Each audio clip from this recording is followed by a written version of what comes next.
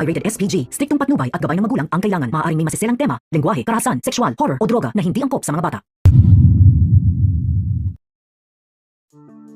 Matindi ang pinagdadaanan ngayon ni Gabo matapos nga ang sitwasyon ng kanyang amang si Mang Rudy. Kaya naman nagmamakaawa na si Aling Betchay na sa pagkakataong ito ay gumawa naman ng paraan si Gabo.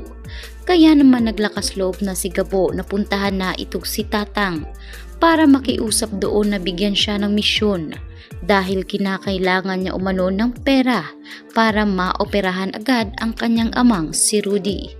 Naiintindihan naman ito ni Tatang kaya hindi na rin nagdalawang isip pa ito. Natanggihan ang binata.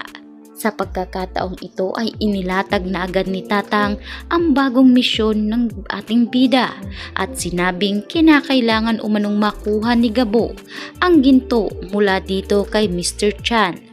Marami umano ang naghahabol ngayon kay Mr. Chan kaya kinakailangan umanong maunahan na ito ni Gabo bago pa maunahan ng iba. Hindi na rin nagtagal pa ang ating bida. Agad na nga siyang pumunta sa naturang lugar sa Tondo.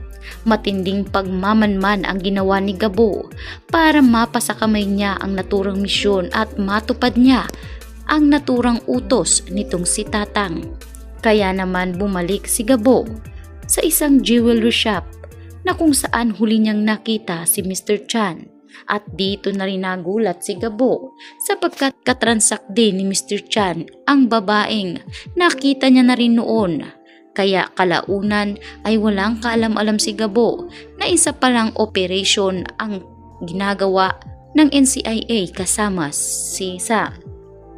Sa pagkakataong ito ay nagpanggap si Sam na isa umanong businesswoman na maaaring bumili ng sandamakmak na ginto at hihingi na rin ng discount si Sam para naman kahit papaano ay hindi sila mapaghalataan na sila pila ay kaalyado ng mga pulis.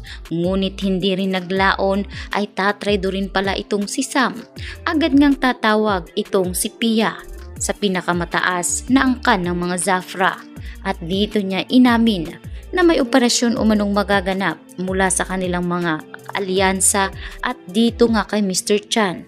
Kaya ito na ang tamang pagkakataon para mapasakamay nga ng mga Zafra itong si Samantha. Hindi kasi ngayon sang-ayon sa kalooban ni Pia na itong si Samantha ang humawak sa naturang kaso at nais niya na nga ring matanggal sa serbisyo si Samantha dahil sa pinag-iinitan kasi nitong si General Ricardo noon itong si Pia. Kaya bilang ganti ay siya naman ngayon ang gagawa ng paraan para matanggal ang anak ni Ricardo. Kaya naman dahan-dahan ngang pinuntahan ni Gabo ang naturang transaksyon.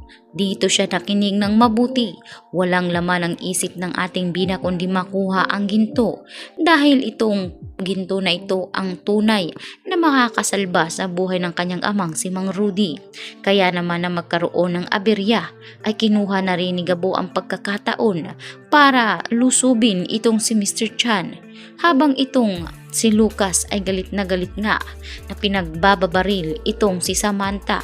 Mabuti na lamang at mabilis ang kilos ng ating bidang si Sam at dito nga siya nakapagtago agad. Ikinagulat ngayon nitong si Gabo dahil tila si Samantha ang target ng naturang mga kalaban at hindi ang ginto na akala nga ni Gabo ay yun ang pinag-aagawan. Kaya sa pagkakataong ito ay tutulungan niya si Samantha at dito niya tinawag ang dalaga. Hinawakan niya ito sa kamay. Nagpumiglas pa si Samantha dahil akala nito na kabilang rin si Gabo sa mga kalaban. Ngunit anya ng ating bida na wala umano siyang pakialam kung sino ang kanilang kalaban ngayon. Naririto siya para iligtas nga itong si Samantha at para na rin makuha ang gold bar na hawak nga ni Mr. Chan. Litong-lito tuloy itong si Samantha, ngunit ganun pa man dahil sa tindi ng tensyon sa pagitan ng kabilaang grupo ay wala na ngang ibang naiisip si Samantha kundi makaalis sa naturang lugar. Matapos nga ang barilan ay hawak na ngayon ni Gabo ang naturang gold bar. Mabilis nga siyang tumakbo na parabang isang kabayo. Kaya sa pagkakataong ito ay walang ibang natanong itong si Samantha kundi ang kanyang pangalan. Inamin ni Gabo ang kanyang tunay na pagkakakilanlan at higit pa roon ay wala nang sinabi si Gabo. Kaya agad nga ngayon dumating si Gabo kay Tatang. Laking gulat ni Tatang dahil hindi niya inaasahan na madadala ni Gabo ang naturang gold bar tulad ng kanyang ipinag-uutos. Nakuha pa siyang palakpakan nitong si Uwak at Lawin at hindi nga talaga nila lubos maisip na may talino rin pala itong si Gabo. Kaya anya pa ng binata na wag nga raw siyang mamaliitin ng mga ito. Hindi pa nga raw nila lubos kilala si Gabo. Kaya naman napangiti si Tatang at agad ngang ibinigay ni Tatang ang isang bar gold dito kay Gabo. Hindi naman agad matanggap ito ni Gabo dahil sobrang laki lang umano nito.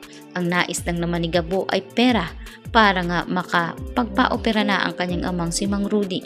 Paliwanag ni Tatang na higit sa pera ang kailangan ni Gabo dahil sa ginto ay siguradong yayaman na siya at kahit ang kanyang buong angkan ay talaga namang maililipat niya ng maayos na lugar. Hindi umano na babagay si Gabo sa ginintuang lupa sapagkat ito nga raw isang sumpa na lugar. Kaya hindi ngayon alam ni Gabo na tila meron ngang ibig sabihin itong si Tatang.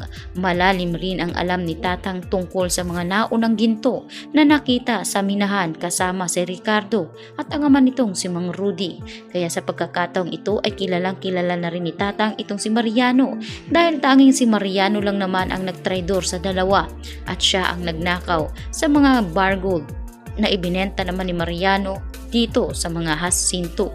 Kaya wala ngang kaalam-alam si Gabo na may kwento pala ang kanyang amang si Mang Rudy at bakit naghirap nga sila hanggang ngayon at patuloy pa rin ang kanilang kayod kalabaw sa ginintuang lupa.